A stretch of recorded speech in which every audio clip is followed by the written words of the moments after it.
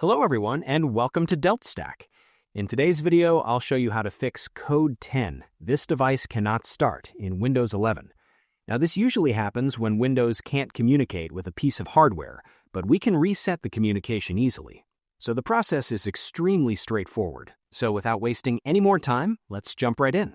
Now, the most reliable fix is to force Windows to completely remove the driver and build a fresh one from scratch. So what you do is right-click on your Start button, then open Device Manager. From the menu that will appear, go through the list of devices that has a yellow warning triangle next to it.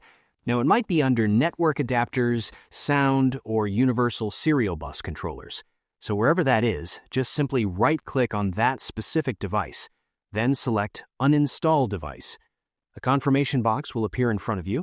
All you have to do is click on Uninstall and then Confirm. Now you must restart your computer, and as soon as Windows boots back up, it'll detect the hardware is missing and automatically install a fresh, error-free driver. Now, if the auto install didn't work, the specific manufacturer driver might be corrupted, and we can force Windows to use a standard generic driver instead. So whatever it is, go back to the Device Manager, and then just simply right-click on that particular driver, then choose Update Driver. And this time, select Browse My Computer for drivers. Then just simply click on Let me pick from a list of available drivers on my computer. And now you'll likely see a list of drivers.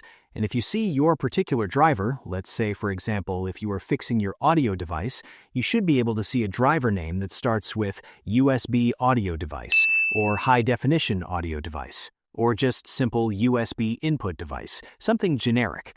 Just simply select that one, and then click on Next, and let it install. This bypasses the specific corrupted files and uses the basic Windows files. Look at the device starting again.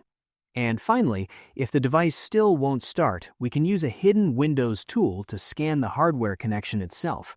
So just simply press Windows plus R on your keyboard to open the Run command, and then inside the Run command, simply paste this exact command, which you can see on the screen.